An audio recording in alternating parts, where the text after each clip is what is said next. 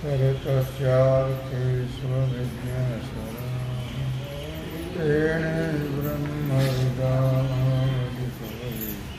मय्यन्ति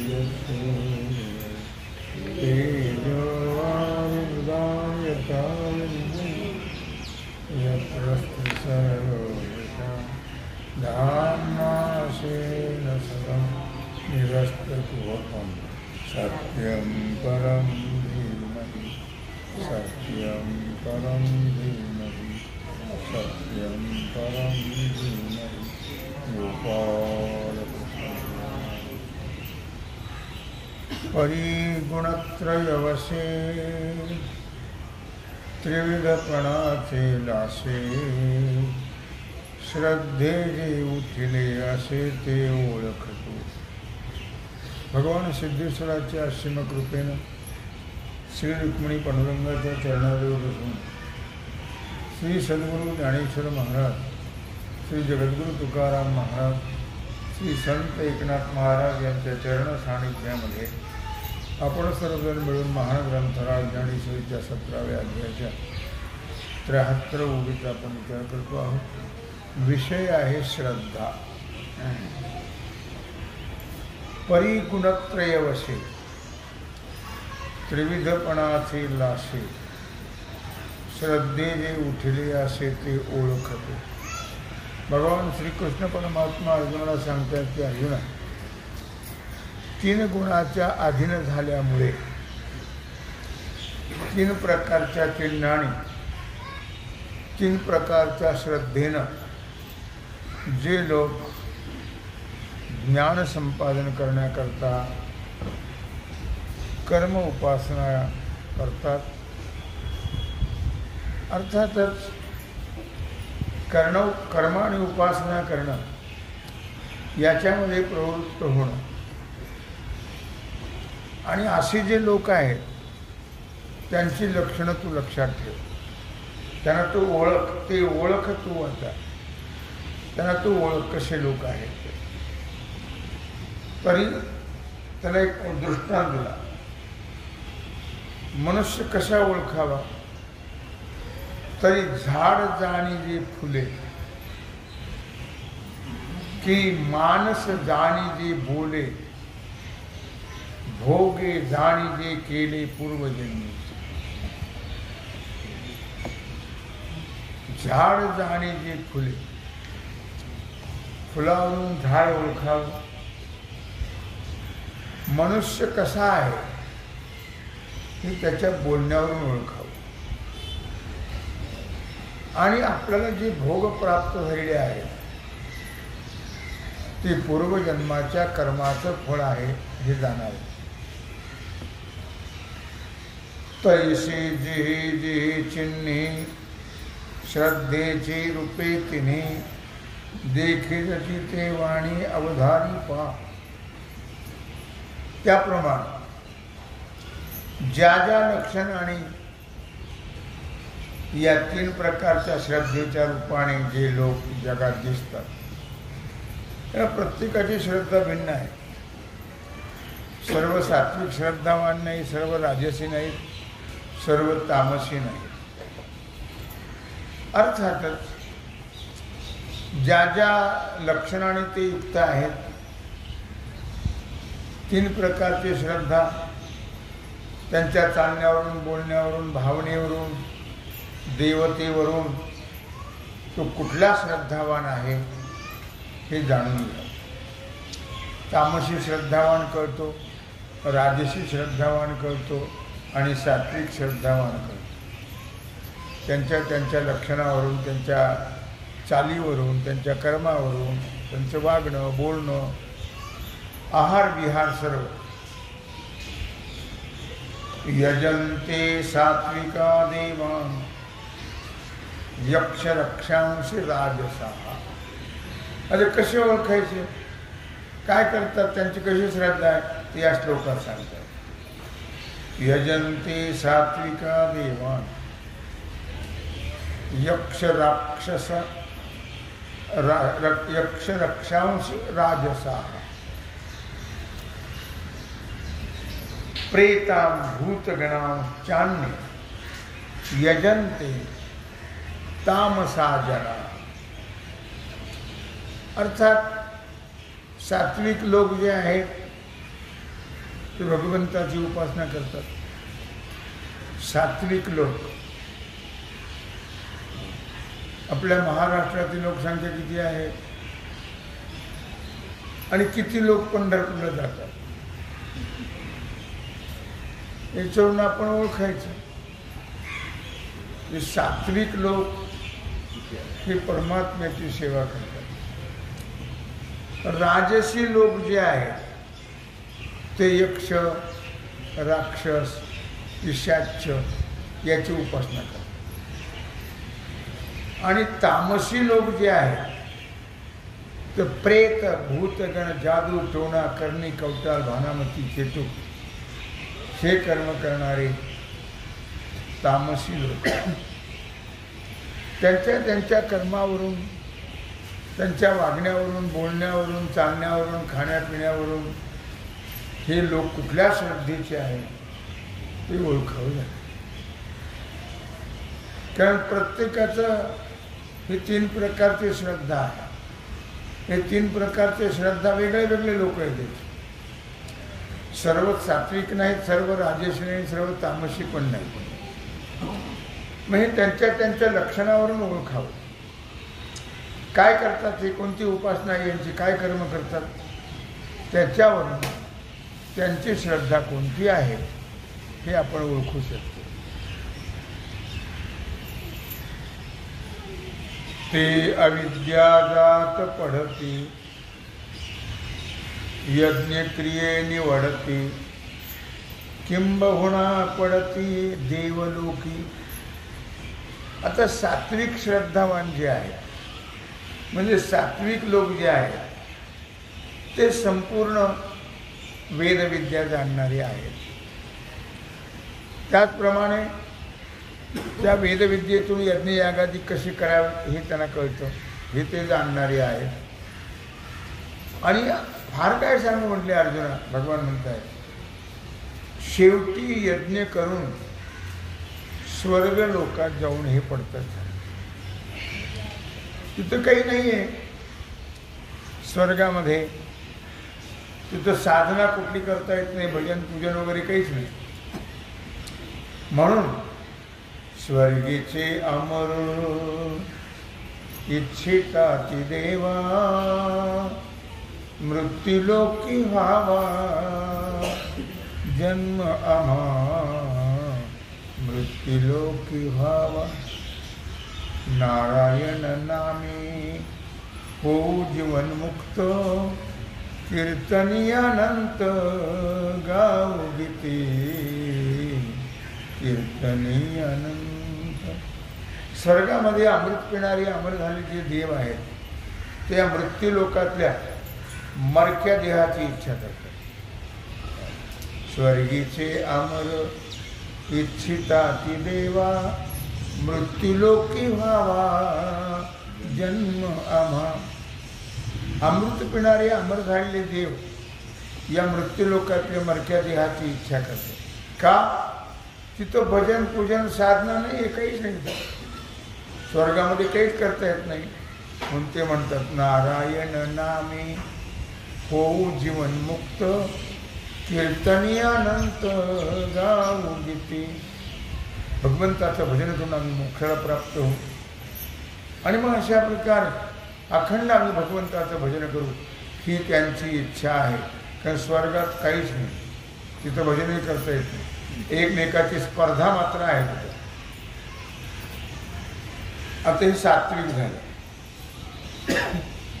आता राजसी आणि श्रद्धा राजसा घडिले जे विरेशा ते भजती राक्षसा खेचराहन.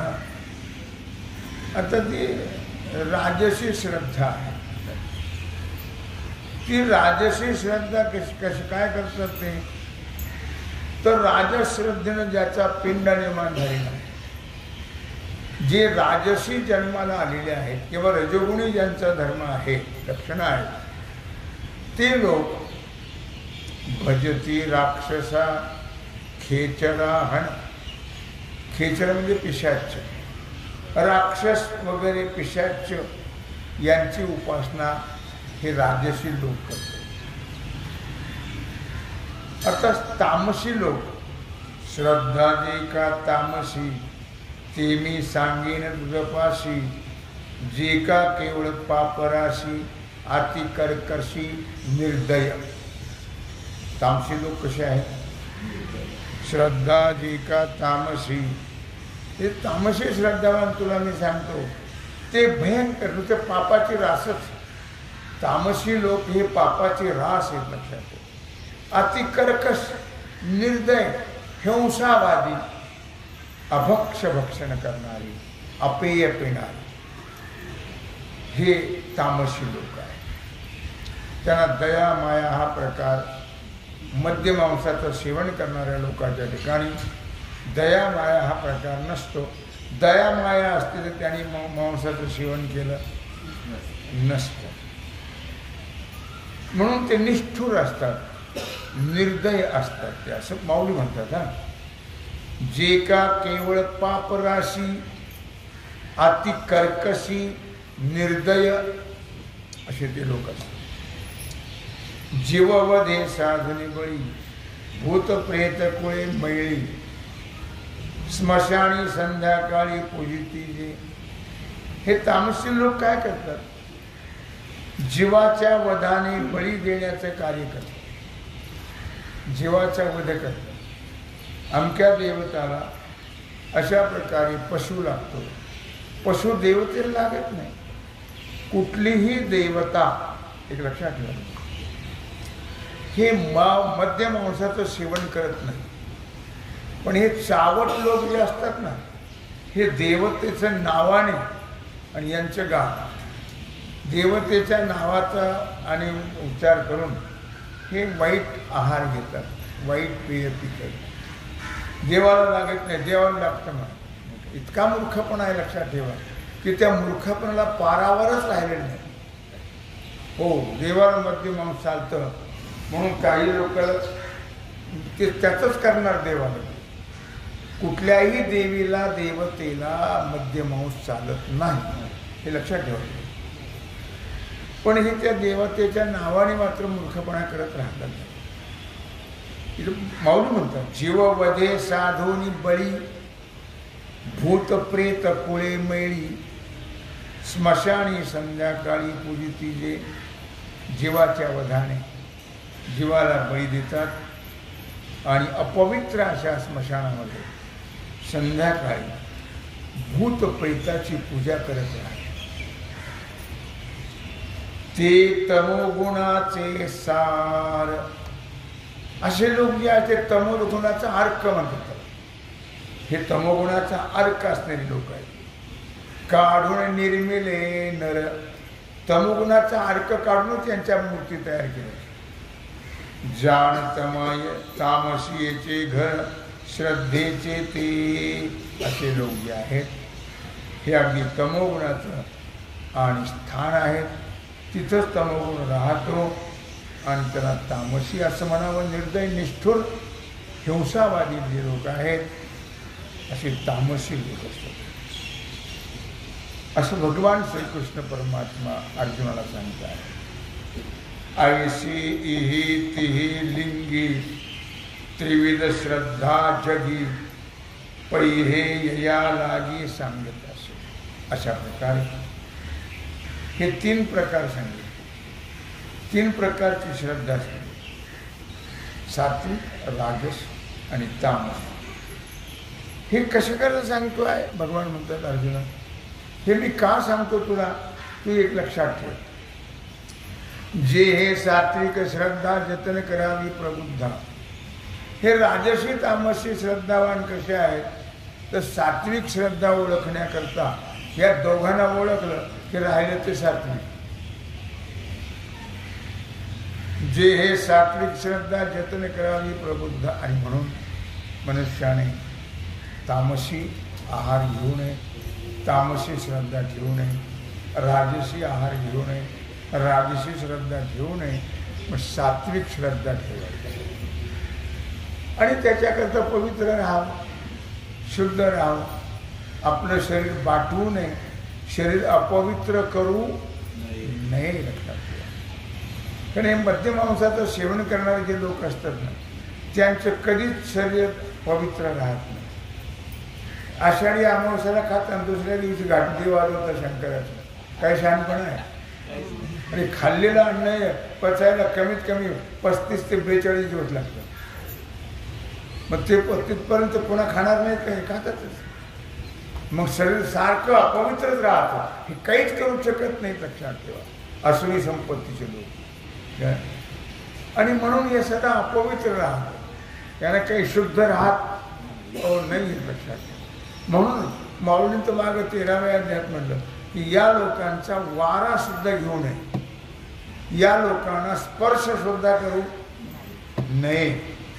कारण त्याच्याबरोबर त्यांचे पाप आपल्याला भोगावं लागेल आणि त्यांच्याबरोबर आपल्यालाही नरकाला संगतीने शोभन मेले जोग, अशी एक ग्रामीण भाषेत म्हण. हे सात्विक मती जया निर्वाहती होय धनंजय, बागुलनो हे तया कैवल्य ते. मी परवा सांगितलं तुम्हाला की घरात एखादा माळकरी असतो आणि बाकी सगळे गटरीच असतात.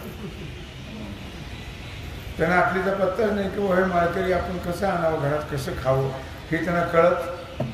इतका मूर्खपणा लोकांचा ठिकाणाचा. त्यांना कळतच नाही मनुष्यदेहाची किंमत, मनुष्यदेहाचं महत्त्व काय आहे हे या पशूंना कळत नाही. लक्षात. हे सात्विक मती जया निर्वाहते होय धनंजय, बागुलनो हे तया कैवल्य ते. अर्जुन, हा निश्चयात्मक सात्विक बुद्धी त्यांच्याकरता आणि हे सांगितले. निश्चयात्मक जे सात्विक आहे. काही लोक ते लक्षात ठेवा की जन्मभर पाळतात आणि मरताना घरातले कुत्री त्यांना खाऊ घालतात. त्यांनी जन्मभर पाळलं आणि त्यांची वासना राहील म्हणून त्याला मरताना नालायक लोक खाऊ घालतात आणि त्याला पुन्हा नरकाला पाठवतात. अशी परिस्थिती फार वाईट. लक्षात ठेवा. काय. आणि तुम्ही मातीत जा तिकडं, पण त्याला तरी करू नका ना तसं.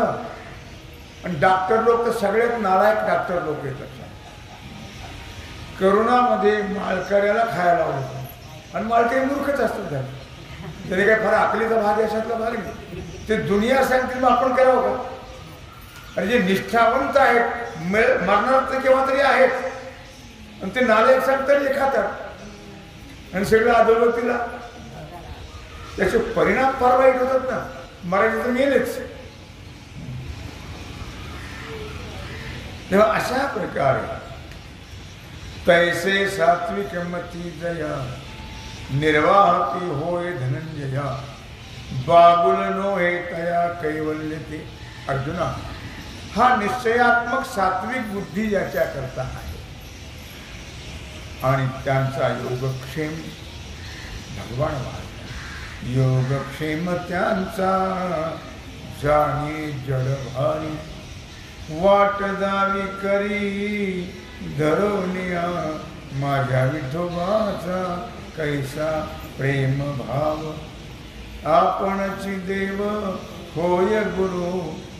हे जे शास्त्र आहे, साधना आहे किंवा हे सांगणारे जे लोक निर्माण केलेले भगवंतानी, हे केवळ मूर्ख लोकांची सुधारणा व्हावी याच्याकडे. काय आणलंय त्याच्या वाचून. तुम्ही तिकडे खड्ड्याचं काय घेणे त्याचं. पण बुडते हे जन न देखवे डोळा, येतो कळवळा म्हण. काय संबंध आहे साधू संतांचा जगाचा. काय संबंध लागला.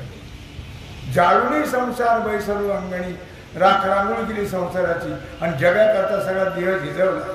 काय कशा करता. पण त्यांना हे आवडत नाही. हे जग बुडतं आहे, त्यांना दुःख भोगावं लागतं आहे, हे त्यांना आवडत नाही. मग त्यांचा उद्धार जगाचा व्हावा याच्याकरता शास्त्र आणि साधू संत आणि ग्रंथ आहेत. लक्षात. मग एवढं करून सुद्धा लोक सुधरतीलच. मग शेवटी मग त्या महाराजांनी म्हटलंय, कर्मधर्म तुमचे असावे कल्याण, घ्या माझे वचन आशीर्वाद, जसं कराल तसं बरं. आता तुम्हाला सांगून सांगून किती सांगू तरी ना ऐकती भटकीचे आणि पुढे शिंदळीचे रडतील. शिव्या दिल्या शेवटी तू खूप बरं आहे. या भटकीच्या किती सांगून तरी त्यांच्यावर परिणाम होत, पण पुढे तुम्हाला रडावंच. काय माय गेली होती भूतापाशी, हरिने मुखाशी आरे मुळ्या. नाथराय हरिपाठात म्हणतात, तू या का तुझ्या वेळेस भूताजवळ गेली का मूर्खा, तुझ्या देवाचं नाव तुझ्या तोंडात येत नाही. नाथराय काय करणार, सांगून सांगून थकले, एवढाले ग्रंथ लिहिले त्यांनी, त्या लोकांवर परिणामच होत नाही. शेवटी त्यांना असं उष्णा का होईना राग आणावा आईसारखा. तो न पढो का ब्रह्मसूत्र, न लोढो सर्वशास्त्र, सिद्धांत न होत स्वतंत्र तयाच्या हाती. तो न पढो का ब्रह्मसूत्र. पहिला वेदांताचा ग्रंथ जर कोणता निर्माण केला असेल महर्षी व्यासाने, तर तो ब्रह्मसूत्र आहे. मग सात्विक श्रद्धावान जे आहे ते ब्रह्मसूत्र नका का वाचनात विचारे का, किंवा सर्व शास्त्रांचा अभ्यास सर्वांना होईल असं नाहीच आहे. करो न करो तो भाग वेगळा, पण भजन करणं सर्वांना जमते नाही. त्यात काही बंधन आहे का? नाही. सकळाशी येथे आहे अधिकार, कलिगी उद्धार हरिनामी. अगदी सगळे वेश्या चांडाळा सुद्धा सर्वांना अशा प्रकारचा तो अधिकार आहे. त्या शिवलीलामृतामध्ये एका वेश्येचं वर्णन केलेलं आहे, महानंदा तिचं नाव आहे. तिने ते एक माकड कोंबडं पाळलं होतं आणि ती भजन करायला लागली रे लागली की ते दोन्ही नाचतच राहायचे. भजन होईपर्यंत, मग ते किती तास चाललंय भजन हे माहीत नाही, पण तोपर्यंत ते नाचतच राहतात. मग शिवरात्रीच्या पूजेकरता तिला बोलावलं महानंद. ते म्हणले तुम्हाला एकट्यालाच बोलतो. ते म्हणले एकटी येणार नाही, माझी 2 जोडीदार आहेत नाही. कोण? कोंबडा आणि माकड. ते म्हणले तिथं ते शांत राहणार नाही. ते म्हणले राहिलेच पाहिजे. संगतीचा परिणाम हा होतोच, लक्षात ठेवा. म्हणून संगत नेहमी चांगली करावी. सदा संगती सज्जनाची करावी. नेहमी सज्जनाची संताची संगत करावी. दुर्जनाची पाप्याची संगत कधी करू नाही. झालं ते गेले, ते नेलं त्यांना. मग ते तो अभिषेक होईपर्यंत ते एका कोपऱ्यात ते कोंबडं आणि एका कोपऱ्यात ते माकड असे उभे राहिले. तटस्थ हालचाल. माकड चंचल असतं, हालचाल नाही, भानगड नाही, काही नाही, काही नाही, काही नाही. मग मंत्र पुष्पांजली जेव्हा टाकली तेव्हा ते 2 दाणे तांदळाचे ते कोंबड्याच्या अंगावर पडले. ते माकडाने पाहिलं, ते कुठं खाते संस्कार अजिबात त्यांनी खाली तोंड केलं नाही. माकडाने सांगितलं खातोडे 2. त्यांनी खुणवलं.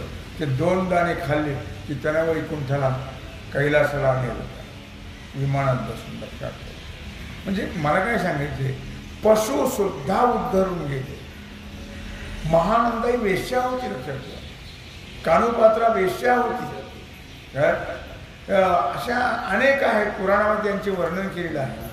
त्या गणिका वेश्या होती, पण त्यांचा सुद्धा उद्धार झाला. पशुचाही उद्धार हो झाला. लक्षात ठेवा. गजेंद्र हत्ती कोण होता? गरुड कोण होतं? हे कोंबडा आणि माकड कोण होतं? पशु आहेत, पण त्यांचा सुद्धा उद्धार झाला नाही का? आपल्याला लाज वाटायला पाहिजे की ते जर भजन करतात मुके प्राणी पशु, आपण का करू नये? कारण भगवंताने हा देह कशाला दिलाय? देवे दिला देह भजना गोमटा, तो या झाला फाटा बाधिकेचा. भगवंताने हा देह तुम्हाला जो दिला, 84 लाख योनीतून निवड केली, ते केवळ भजना करा. आणि जर तुम्ही या देहामध्ये सात्विक वृत्ती ठेवून भजन केलं नाही, आता मागुता येईल फेरा, हे तो न घडे या नगरा. म्हणे तुकया बंधू भाव धरा, ओळखी नाही तरी झालं अघोरा गा. राम राम स्मरा आधी. पुन्हा हा जन्म मिळणार नाही. आता 84 लाख योनीमध्ये एक एक योनी, एक एक जन्म नाही. एक एक योनी, कोटी कोटी फेरा. एका एका योनीमध्ये कोट्यावधी वेळा जन्मावं लागतं, मरावं लागतं. अशा 84 लाख योनी फिरत राहतात. मनुष्य जन्म मिळण्याकरता पाप पुण्य समान समी, तैच पावी जे कर्म. पाप पुण्य समान व्हावं लागतं, तेव्हा कुठे मनुष्य देह मिळतो. आणि तोही भगवान भजना करता देतो. जर भजन केलं नाही तर पुन्हा हा चान्स नाही. म्हणून या ठिकाणी म्हटले परी श्रुती स्मृतीचे अर्थ, जे आपण होणी मूर्त अनुष्ठानी जगा देत वडील जे. श्रुती स्मृतीचे अर्थ, परंतु श्रुती आणि स्मृती. श्रुती म्हणजे वेद उपनिषद, स्मृती म्हणजे पुराण. तेव्हा श्रुती स्मृतीचे अर्थ, श्रुती आणि स्मृती, वेद आणि पुराणे. कर्मभक्ती ज्ञानाबद्दलचे त्याच्यात सिद्धांत सांगितलेले आहे. वेदामध्ये कारण तुकोबरायाचं वर्णन आहे. तुका म्हणे नाही विश्वास ज्या मनी, पहावे पुराणी विचारोनी. तुमच्या मनात विश्वास नाही ना, पुराण पहा. काय सांगितले तर गोष्टी नाही सांगितल्या, ते सिद्धांत आहेत केवळ आपल्या उद्धारात. म्हणून या ठिकाणी म्हटलं जातं की कर्मभक्तीविषयक सिद्धांत आहेत श्रुतीमध्ये आणि पुराणामध्ये. ते स्वतःच मूर्तिमंत होतात. ते सिद्धांत श्रुती स्मृती आणि अनुष्ठानाचं फल जगाला देतात. अनुष्ठानी जगा देत वडील जे, त्याबद्दल उपदेश करतात. असे जे कोणी वडील आहेत, मोठे आहेत. मोठे कोणाला म्हणावं? वयाने शरीराने मोठे, त्याला मोठं म्हणत नाही.